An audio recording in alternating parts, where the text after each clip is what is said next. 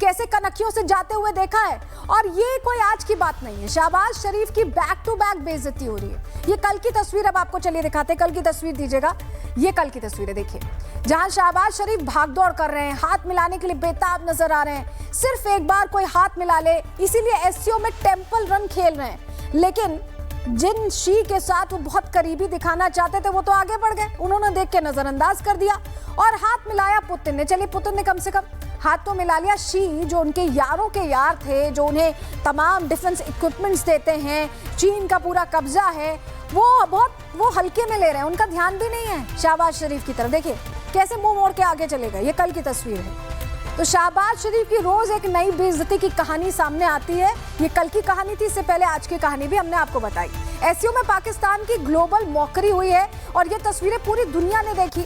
अब इंतजार तो बस उस पल का है जब शहबाज शरीफ इस्लामाबाद में लैंड करेंगे।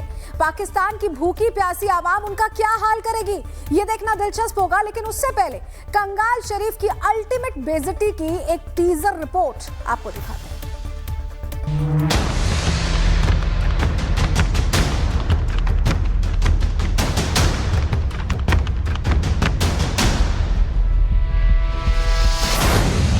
कटोरा शरीफ जहां जाते हैं वहीं तमाशा बन जाते हैं।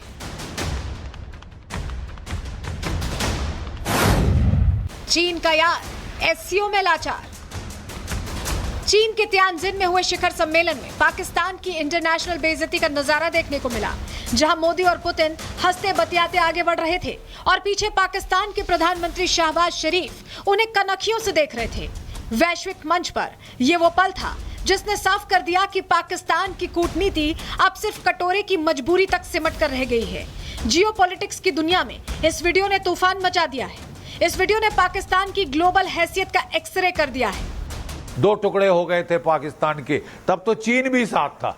अब चीन पाकिस्तान का दोगलापन समझ गया, ठीक है, और चीन ने ठंडे बस्ते पे लगा दिया है, आइस पे लगाया। बटलर की तरह घूम रहा था वहां पे शहबाज शरीफ, कोई बात नहीं कर रहा था, कोई झांक नहीं रहा था उसकी तरफ, ठीक है साहब। और क्योंकि जैसी करनी वैसी भरनी, इतना दोगलापन दिखाओगे तो दूसरे लोग भी बेवकूफ नहीं है, अंधे नहीं। लेकिन इस वक्त डिफाइनिंग पार्टनरशिप है रूस के साथ। हमको रूस से हथियार चाहिए साहब। रूस के हथियार इतना बढ़िया काम किया है ऑपरेशन सिंदूर में, S-400 ने तो तहलका मचा दिया। जो पाकिस्तान खुद को चीन का जिगरी दोस्त बताता था, जिस पाकिस्तान ने सोचा था कि चीन उसे गेम चेंजर बना देगा, वही पाकिस्तान इस समिट में साइडलाइन एक्स्ट्रा यानी कैमरे की भीड़ में खोया चेहरा साबित हुआ। मोदी पुतिन की केमिस्ट्री के बीच शहबाज शरीफ का आइसोलेशन साफ झलक रहा था। शहबाज से 2 हाथ की दूरी हर राष्ट्राध्यक्ष बनाकर चल रहा है। ऐसे में कूटनीति के इस मंच पर पाकिस्तान की इज्जत फिर नीलाम हो गई। प्रधानमंत्री ने आतंकवाद के मुद्दे पर खुल के बातचीत की। उन्होंने एससीओ का जो पहला एक स्तंभ है वो सिक्योरिटी के रूप में पूरा आतंकवाद से जोड़ करके उन्होंने समझाया और उसमें उन्होंने टेरर फंडिंग, टेरर फाइनेंसिंग की भी बात की। तो सीधे सीधे इशारा कहाँ था वो सारे सदस्य देश और पूरा विश्व समझ रहा होगा। स्पष्ट शब्दों में किसी भी प्रकार के आतंकवाद के खिलाफ किसी भी प्रकार का टॉलरेंस नहीं बर्दाश्त किया जाएगा और आतंकवाद, उग्रवाद, अतिवाद सबकी बात करते हुए उन्होंने एक कड़ी चेतावनी अपनी तरफ से दी। इस समिट ने पाकिस्तान की ग्लोबल पोजीशन को एक्सपोज कर दिया। न दोस्ती काम आई, न दावे टिक पाए। जहां एक तरफ पीएम मोदी और शी जिनपिंग की मुलाकात में गर्मजोशी दिखी, पुतिन के साथ कदमताल और भरोसे की तस्वीर दिखी, वहीं कटोरा शरीफ जो हर इंटरनेशनल मीटिंग में मदद की झोली फैलाकर पहुंचते हैं, यहां भी कटोरा खाली और चेहरा लटका लेकर लौटेंगे।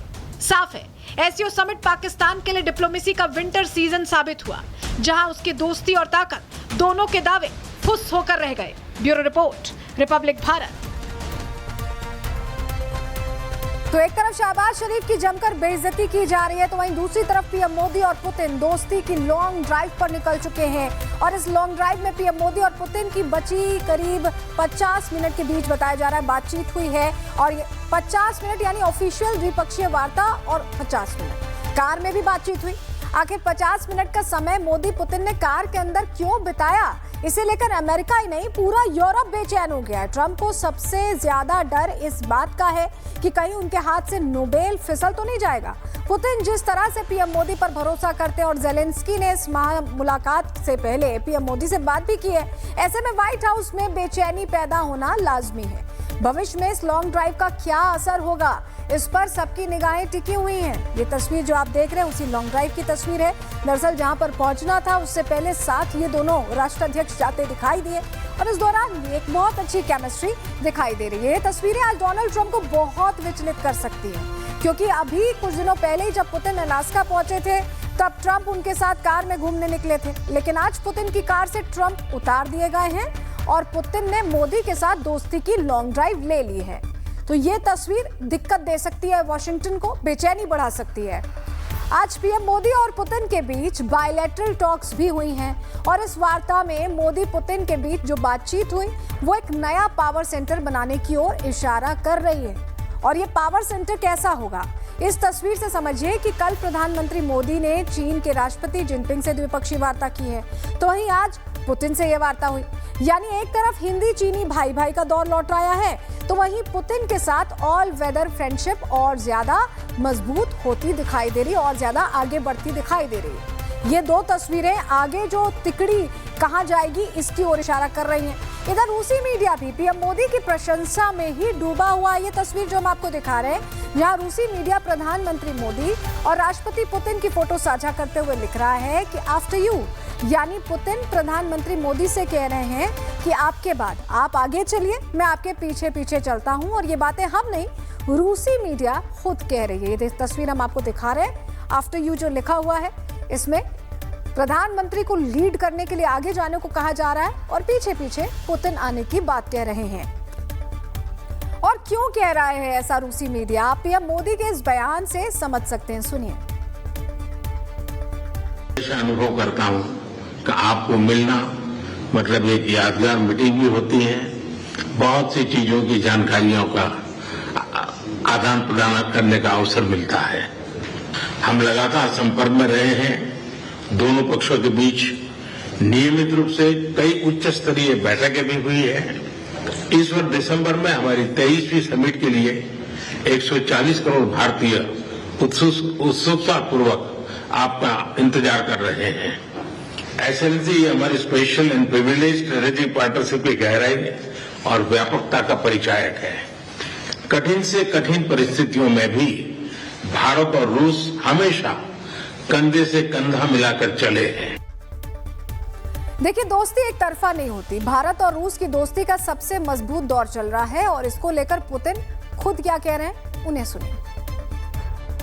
Дорогой друг, 21 декабря исполняется 15 лет со дня принятия совместного заявления, в котором отмечен выход наших отношений на уровень особого привилегированного стратегического партнерства.